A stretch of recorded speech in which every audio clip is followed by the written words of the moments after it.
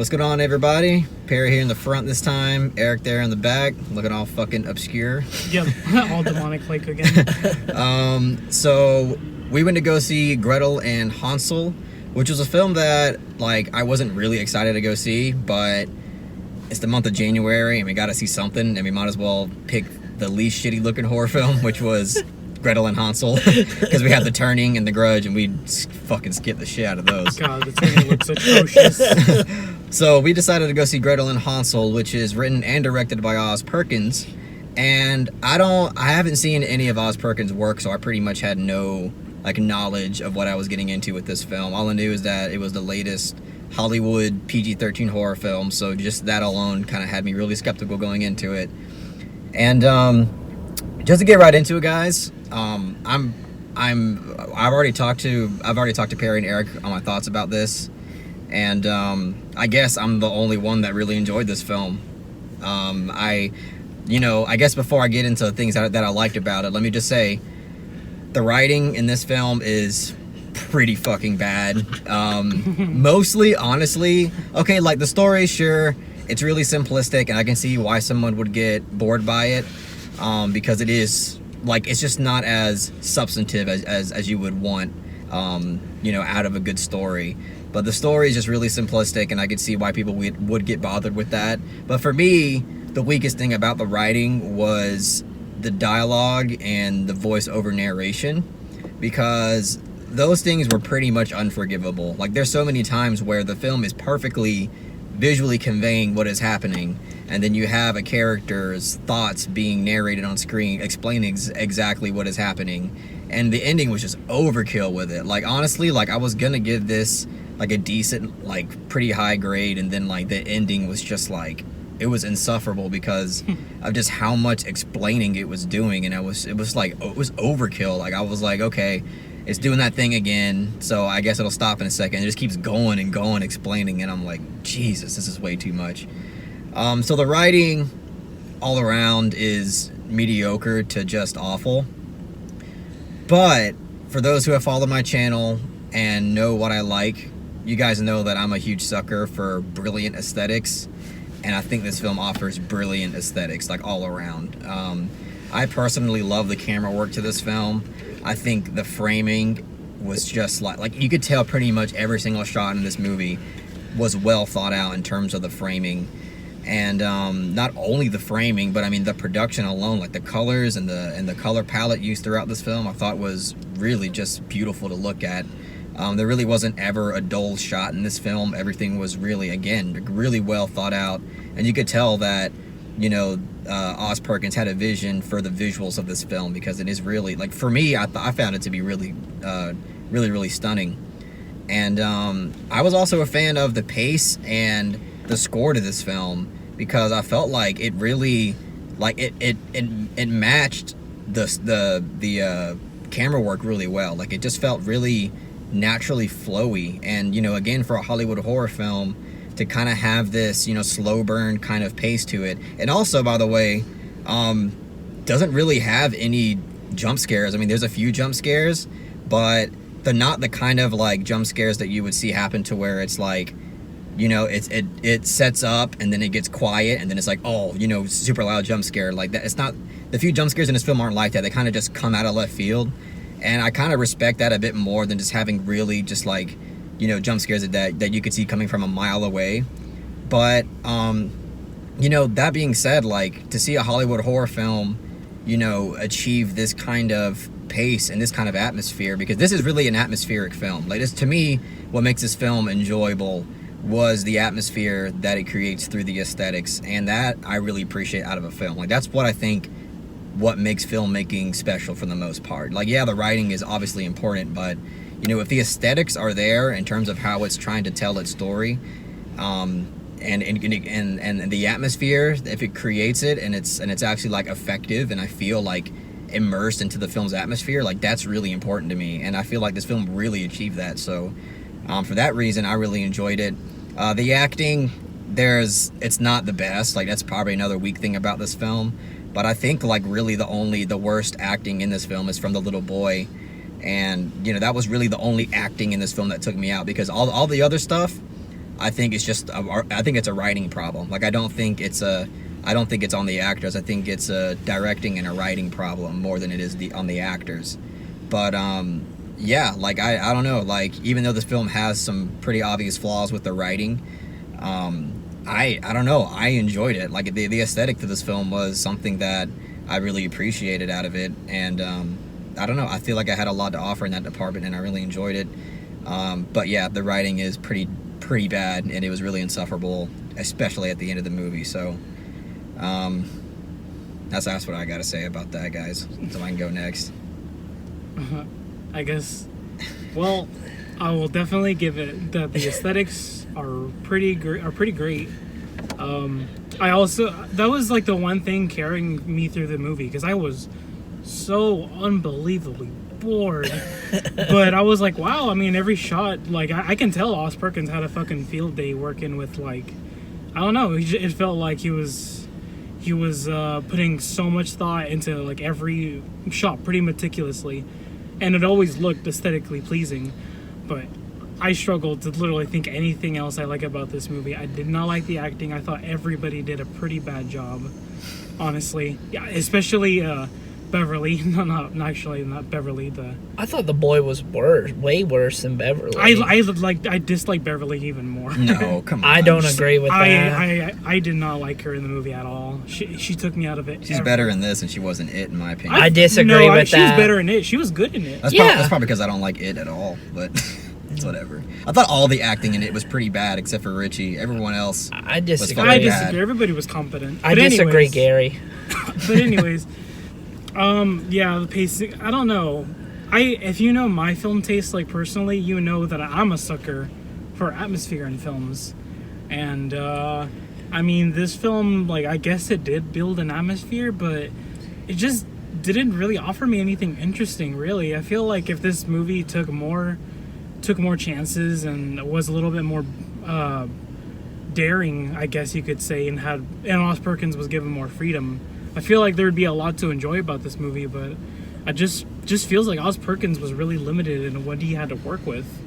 Like the special effects, all not convincing. They were all super cheesy when it came to like sound effects and like visual, like CGI effects. I did not like any of it. It really just took me out of the movie, and I couldn't take anything seriously, really. It didn't really bother me, really. I thought the CGI, like, yeah, it's not fucking great, but it wasn't enough for me to, like, laugh at it. Like, Color Out of Space had fucking 10 times worse CGI than this fucking movie had, in my opinion. But I didn't see that, so I can't really compare it to that. Right. But, yeah, I mean, that's the bare of what I have to say about this film. I don't think I can write a book about what I just dislike about the film. It just doesn't work for me. Yeah, I really hated this movie, and I was apologizing to Carlos and Eric when it ended because sure enough, it's like I agree with the fact that the aesthetics were great, but I feel like I need a lot more than that in order to really enjoy a film, and the story was very uninteresting. The acting, my God, the acting was fucking awful.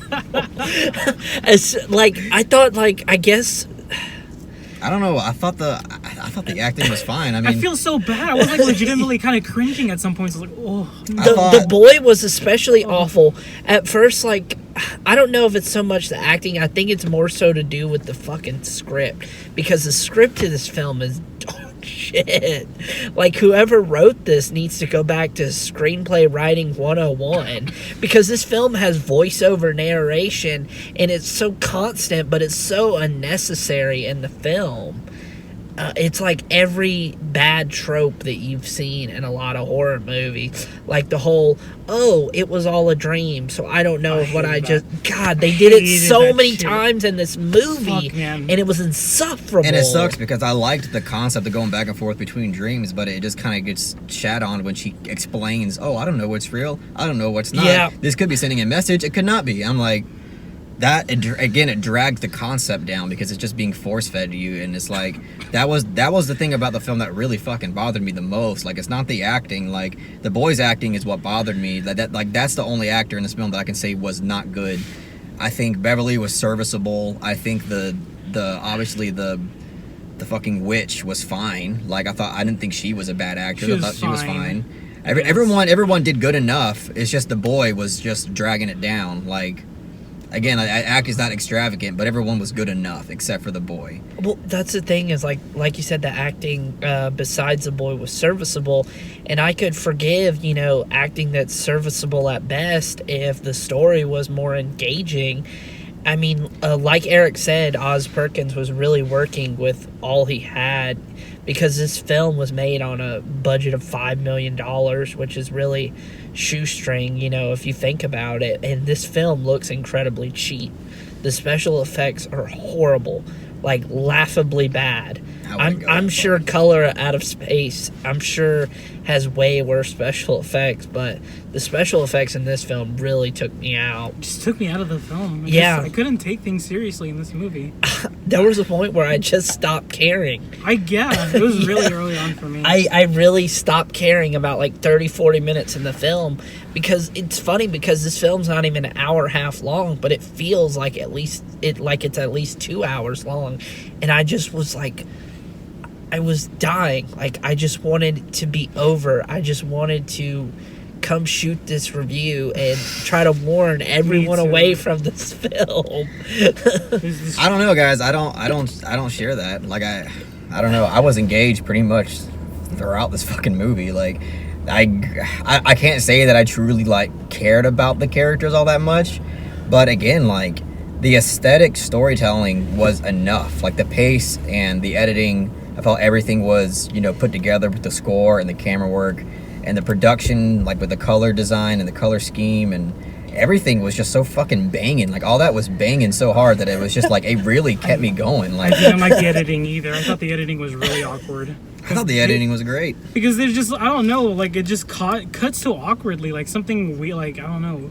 Something already unconvincing would happen, and they would just cut to something else, like, so, like, oh. Whoa. Sometimes I like the cutting because I don't know, for me, it built tension. Like, it built something that was like, I don't know, it made it feel like I was out of control of what was maybe going to come to happen. And I'm not a fan of all the choices when it comes to the editing, but like in terms of like the transitions and all the fades and all the pacing, like, and the movement of the camera and the framing and the score, like, all that was so fucking effective for me that it really engaged me, even though the fucking story, wasn't all that intricate, it wasn't all that substantive, really simplistic story.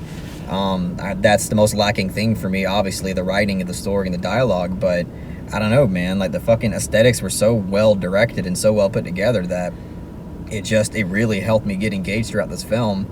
And again, like, I guess that's why I really appreciated it a lot, because like, it really kept me in it. Like, it really did. And I have a big appreciation for that kind of stuff. Like, that to me, again, that's what makes filmmaking special. Yeah, like, storytelling is, the writing of the story is important, but like, if you can like give me like a visual feast, and you can really like, if you can really captivate me through the aesthetics, like, I think that's what is really special to me. And especially, again, for a big budget, no, it's not big budget, but for a Hollywood movie, to go out of its way to do that when it didn't have to at all. Like, this movie could have been 100 times worse, and it wasn't, because of that kind of vision that it had.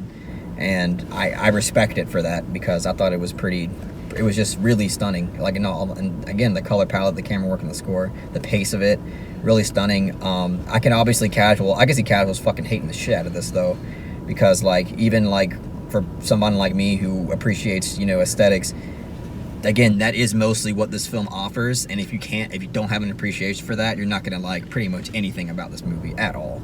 Like, because it doesn't give you that, Hollywood horror jump scare stuff that casuals might want, and then it doesn't give you, the fast paced stuff. It's a slow moving movie that's really only engaging through the aesthetic. So I can see casuals really hating this. I think a few people walked out of the theater when we were watching this. Yeah, someone did, and I don't blame them, because if I didn't have to review this film, I would have walked out too.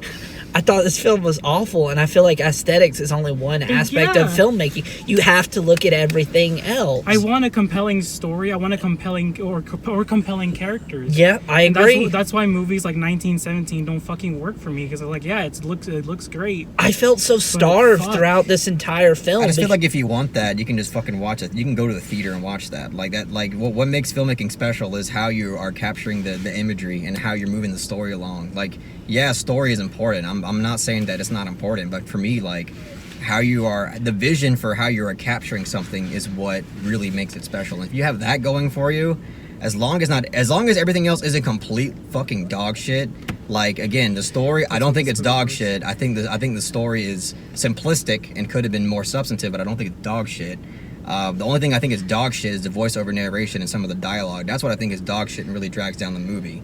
Everything else, like, I thought was really elevated. And again, with 1917, I don't know. I like the characters in that movie. I thought the film did a lot to give you, you know, to allow you to care about the characters in that film. So I don't know. Like, again, like, this film works in the sense that it was really effortful with how it wanted to tell the story.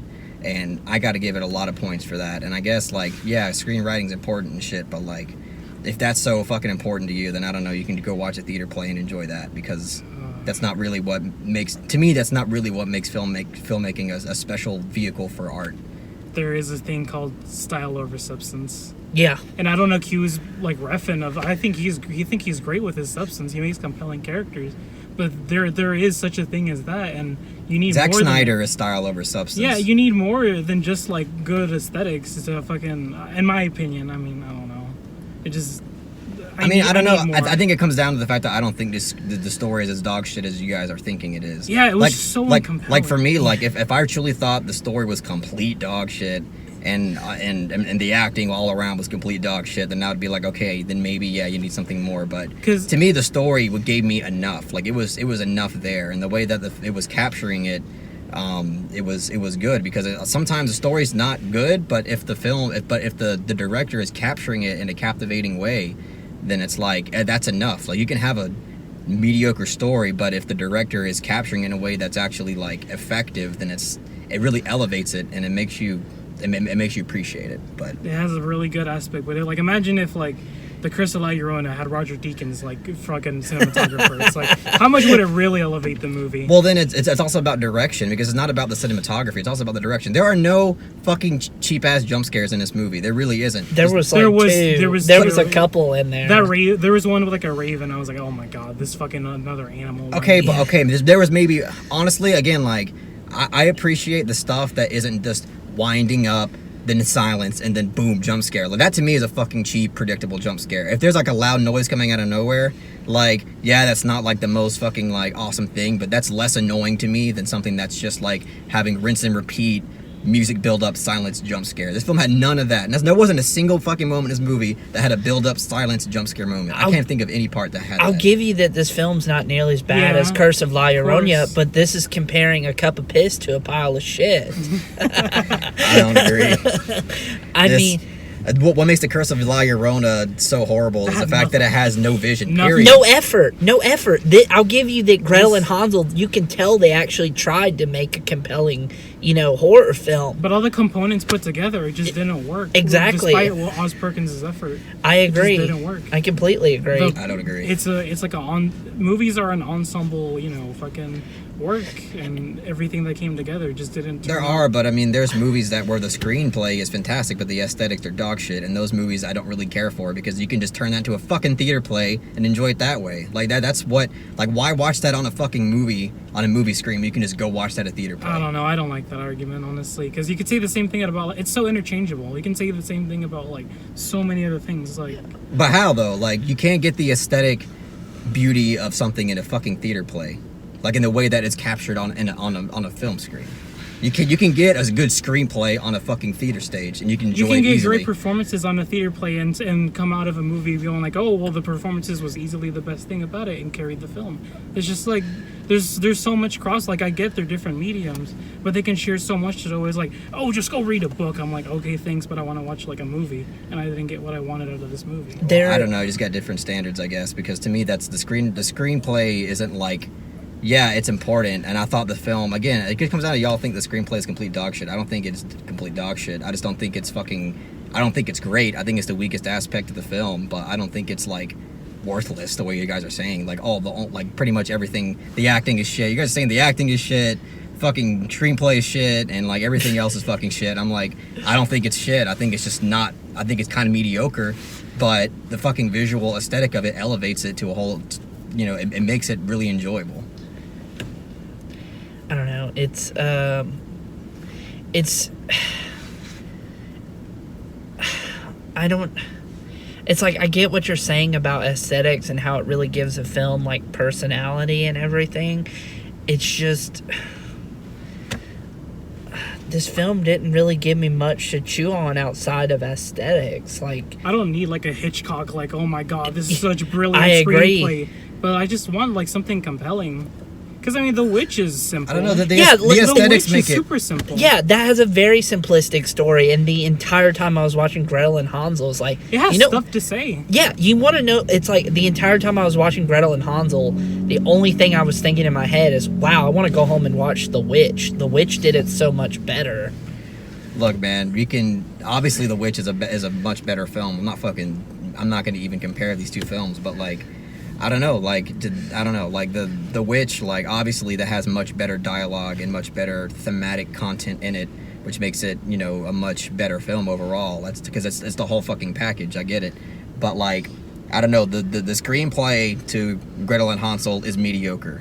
I won't say it's dog shit. I think it's mediocre, but the visual aesthetics and the vision that it had, like to me it makes the film enjoyable. Like, I guess it just comes down to the fact that you guys just think like the screenplay is completely worthless and everything else is basically worthless, and that's the reason why the aesthetics are I like the production design. Production design's pretty good. Yeah, too. production design was pretty good.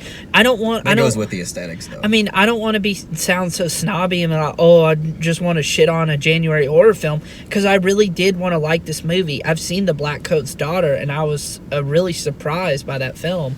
I thought it was a pretty solid horror film, and I was thinking maybe Gretel and Hansel would break the trend of shitty January horror film. I really wanted to like this movie. It didn't really give me enough to chew on. And there was... that I agree with. Like, I mean, I was very underwhelmed in a lot of different ways. Like, Right. Carlos, you've already made a horror film that's better than Gretel and Hansel. Affirmations is way better than this Gretel and Hansel. I think Gretel and Hansel's better production design. Better. Well, it's because they have millions of dollars. Better Yeah, aesthetics. exactly. They have $5 million. You worked off of a budget of Little Caesars pizza. No joke. He literally fed us Little Caesars pizza Every fucking day. every day of filming just to make the film.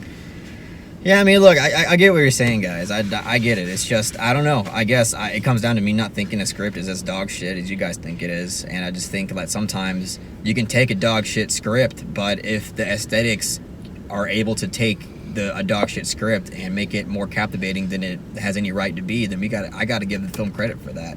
Name one example besides Gretel and Hansel.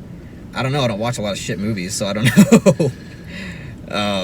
I don't know. I don't know. I don't watch a lot of films that have brilliant aesthetics and mediocre scripts, because like even though a lot of people would say Only God Forgives is a perfect example of a dog shit script and brilliant aesthetics, even though I fucking disagree with that. I disagree with that too. But there's plenty of people who would easily make that argument. I do not think Only God Forgives is dog shit, and I don't even necessarily think it's a bad movie, but I don't like the writing in that film personally. I like the aesthetics and the acting; they're all really good.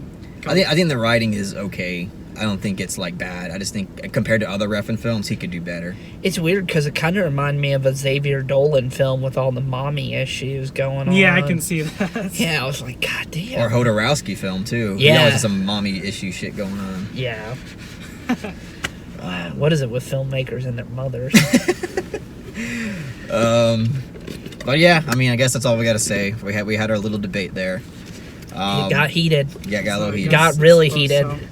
But like I said, guys, I thought this was worth a watch. I can't say it's going to be worth a watch for everyone, obviously. I think this is going to be I think it's mixed right now. I think some people think it's good. Some people think it's fucking awful. Like, I think that's like the reception right now. But I don't know. For me, it was worth the watch. I actually enjoyed myself watching this in theaters. I don't know. Like, I can't see myself voluntarily watching this again. But like, if it was on HBO or something, I'd probably put it on just because I just think it's stunning, you know, visually and aesthetic wise. But yeah. I'm gonna go ahead and give this film a 6 out of 10. So it's barely fresh, and I recommend it to those who have an appreciation for aesthetics. Because, you know, even for film students, like, I think it's worth watching if you just want to learn about how to shoot a film. It really works in that department. And honestly, I would have gave this film a 7 out of 10 if it wasn't for the horrible fucking dialogue at the very end of the movie.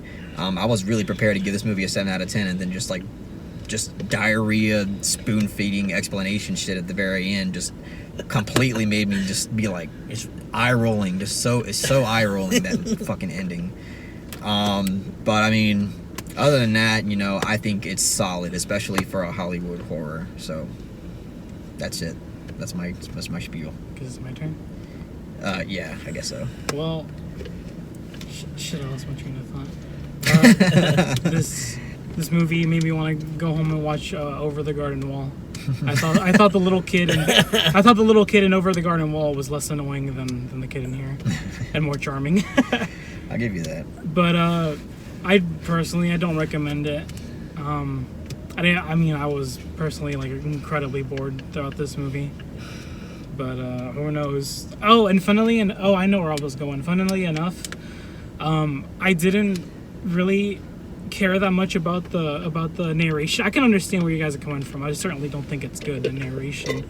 But it's a fairy tale film, so I knew that shit was coming. I saw it coming from like 10 miles away, that this movie is going to have really bad narration issues. And it's like, I don't even mind the narration if it just wasn't there just to give people fucking information about what they're seeing. It was so heavy-handed. Yeah. Yeah. Narration can be done well, and this movie did not do it well, for sure. But anyways, I'll give it a 4 out of 10. Oh, man. Yeah, I obviously hated this film, and I think it's pretty awful. I mean, like I said, I really wanted to like this film, and I hate like constantly shitting on films. And I do think the aesthetics in this film were pretty great. And I got to be honest, when this film first started, I was thinking, oh man, I'm actually gonna like this film. It's gonna break the trend of shitty Hollywood. Shitty January horror movie. But as the film progressed, it just went down and down for me. I'm going to give this a 3 out of 10. Oh, wow. Jesus Christ. Really think this film's awful. The opening scene is pretty cool. I think that's so unwarranted, but whatever, dude. I'm sorry. Like I said, I don't mean to be so harsh. It's all This right. is just my opinion. It's all Like, right. Yeah, it is obviously, my we opinion. feel very differently. Like, obviously, me and Eric don't like this film. No. But I think I think I've hated like every single Hollywood horror film that we've reviewed, and that's not the case. Like, I don't do that. I like this Hollywood horror I like, but it's just like everyone that we've seen and reviewed, I just know. It's because art house horror is just doing it all better. Yeah. They're showing up these mainstream Hollywood chumps at every turn. Aesthetic wise, this is like an art house film. Yeah. Screenplay wise, this is shitty Hollywood. Yeah, it's so weird. It's true. I can agree with that. And I was baffled because I watched The Black Coat's Daughter, so I didn't think I was gonna hate this movie as much as I did. I haven't seen Black Coat's Daughter yet. I should gotta watch it. get on It's that. on Netflix. Yeah, So you gotta watch that and Good Night, Mommy. Okay. That's on I'll get Prime, on that. so that's easy. Well, all right. I guess that's all we got to say about Gretel and Hansel. That was really interesting. I suppose so. If you really enjoyed what we had to say about Gretel and Hansel, please give this video a thumbs up and share it amongst your friends. And don't forget to subscribe to the channel to be updated on more film-related content. See ya.